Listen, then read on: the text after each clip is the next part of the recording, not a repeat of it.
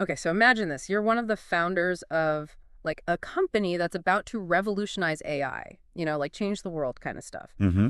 And then you decide to sue that very same company because you think it's gone completely off track from its original purpose. Wow.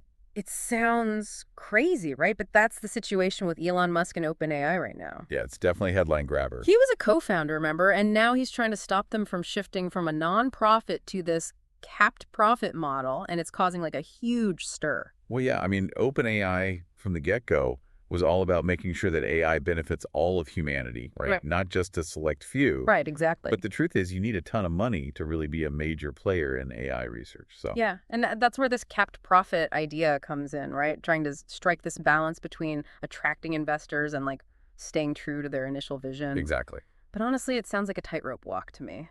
It is. It's tricky. It's Yeah, like, think of it this way. Imagine like a dam on a river. yeah. The water flowing is like the potential for profit. Okay, I get it. And the dam is designed to kind of control that flow, Right, right? Making sure it generates power, but without causing a devastating flood. right. So in OpenAI's case, the dam is this limit on how much investors can actually earn. So there's like a ceiling. Yeah, any profit that goes beyond that cap Mm-hmm. is supposed to go back into their original mission, benefiting humanity. It's an interesting analogy, but it still makes you wonder, you know, is that dam actually strong enough to hold back the potential for profit-driven decisions to take over? It's a valid concern for Yeah, sure. because let's face it, at the end of the day, companies and investors, they want to see returns. Right. And then you've got Musk leaving OpenAI in 2018, Yeah. and then boom, he drops this lawsuit in 2024. 6 years later. What happened during that time that made him go from being a co-founder to like, being their legal adversary? Well, a big part of his argument is that this shift to a for-profit model, even with the capped part, goes against the very principles that he helped establish. Right, he was there at the beginning. Exactly. And he's also concerned about their partnership with Microsoft. They've invested billions. Yeah, it's a massive deal. And Musk is arguing that this whole thing could lead to a situation where a few powerful companies end up controlling the entire future of AI. So it's not just a legal battle. It's like a philosophical clash of the titans here. Absolutely. Yeah. This case raises some really fundamental questions about how we should fund and govern AI research in the first place. Yeah, right? Like, should it be driven by profit or should the priority be, making sure these powerful technologies are used for everyone's benefit? It's a huge debate. When you put it that way, it's pretty clear why this whole situation has captured so much attention. It's a big deal. OpenAI claims they need funding to stay competitive, which makes sense. Of course. But Musk is worried that they're abandoning their initial mission. Hmm. It's a tough one, for sure. And then there's the judge's ruling from just a few days ago, March 5th, 2025. She actually denied Musk's request to block OpenAI's transition to this new model. Wow, so they can move forward. Yeah, they can. Yeah. And it doesn't mean that Musk's concerns are completely invalid. Right, the judge even acknowledged some potential risks. Exactly. So it kind of leaves the door open for future legal battles. Yeah, this is far from over. I think it's more like a glimpse into a possible future where the line between profit and progress in AI starts to get really blurry. It's a little scary, honestly, to think about what that could mean for us all. It is. We're talking about technology that could reshape everything, industries, economies, even entire societies. Yeah. So the question of who controls that technology and how they use it, Yeah. that becomes a really, really big deal. It does. It really does. Yeah. Like, even on a personal level, right? Think about how AI could affect your job, your healthcare, even your free time. It's already happening. It's already happening, and it's only going to accelerate. Right. And the big question is who gets to decide how these advancements are developed and who gets to benefit from them. Yeah, is it just the market driving everything, or is there a sense of like a broader responsibility to society as a whole? Yeah, that's the heart of this debate, isn't it? It is. Can we balance the need for private investment with the goal of making sure AI is a force for good for everyone? That's what we're going to try to unpack right here on this deep dive, because this isn't just about OpenAI and Elon Musk. This is about the future of AI itself.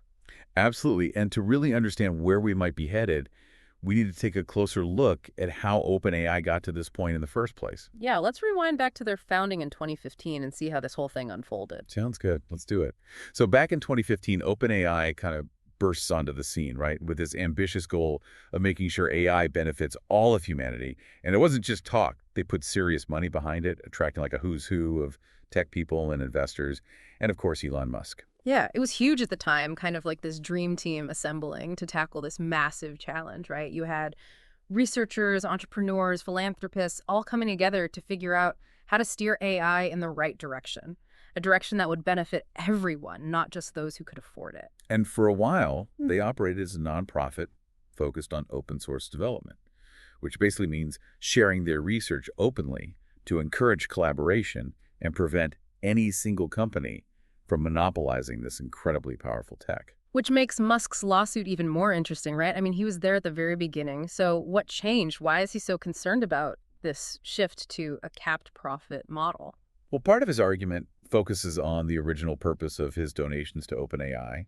Remember, he was one of their early backers. Yeah. And he claims that his contributions were made with the understanding that OpenAI would stay nonprofit dedicated to democratizing AI and making it accessible to everyone. So he's basically saying that by going for profit, even with this capped model, they're going against the very foundation they were built on. That's a key part of his argument. Yes. Yeah, he believes that OpenAI's partnership with Microsoft, which has invested billions, Yeah, huge amounts. raises some serious concerns about whether they can really stay committed to open source development and ethical considerations when there's a strong financial incentive to prioritize profits. But OpenAI argues that they need that investment to stay competitive, right? They say that without it, they'll fall behind in this race to develop cutting-edge AI, and that could actually be worse for everyone in the long run. That's the core issue. It's this classic dilemma. Can you hold on to your idealistic vision while playing in a field that's increasingly dominated by big money and corporate interests? It's like they're on this tightrope balancing act, needing resources, but also wanting to ensure AI is used for good and the judge's ruling, it allows OpenAI to move forward. But it doesn't really settle this debate, does it? No, not at all. It just acknowledges the complexity of it all and sets the stage for what could be a much bigger legal battle down the road. So then what are the possible outcomes here?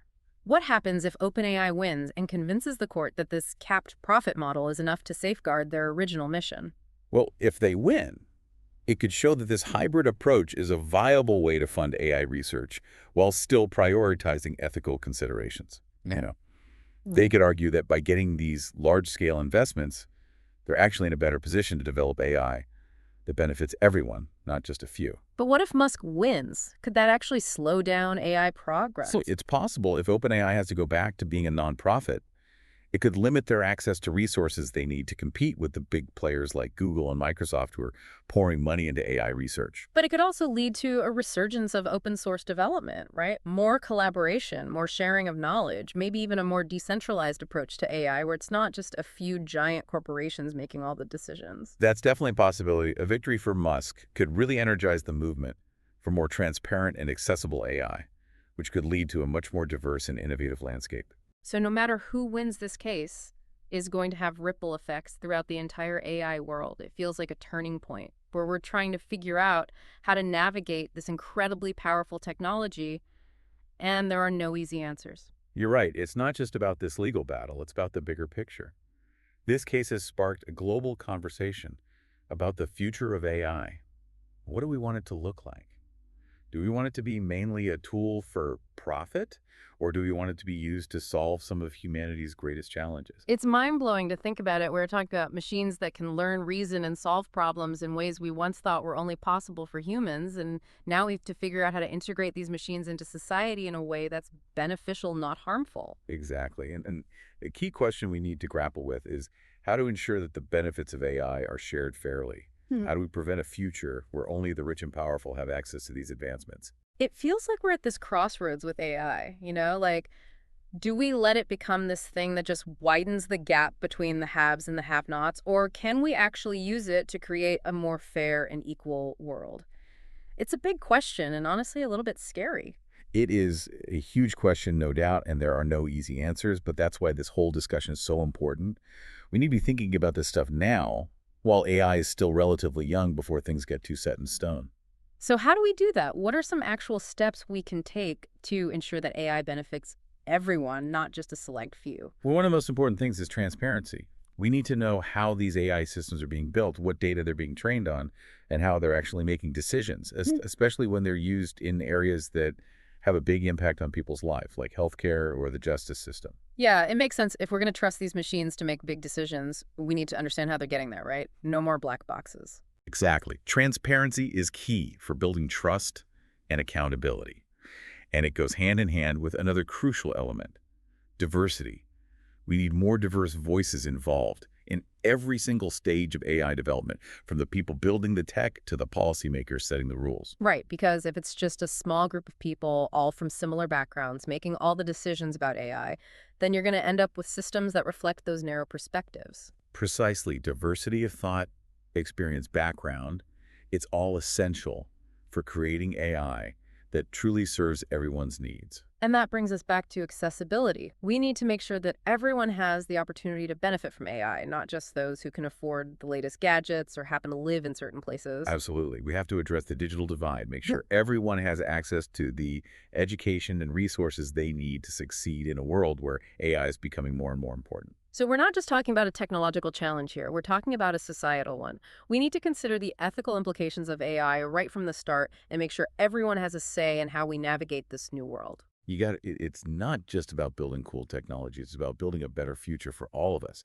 Mm. And that requires a real shift in thinking from just focusing on technical progress to a more holistic approach that considers the wider impact on society.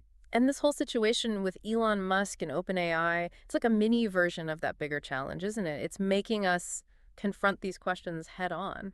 It really is. This case is about so much more than just a legal fight between a company and its co-founder. It's about the future of AI as a whole, who gets to control it, who benefits from it, and how we ensure that it's a force for good.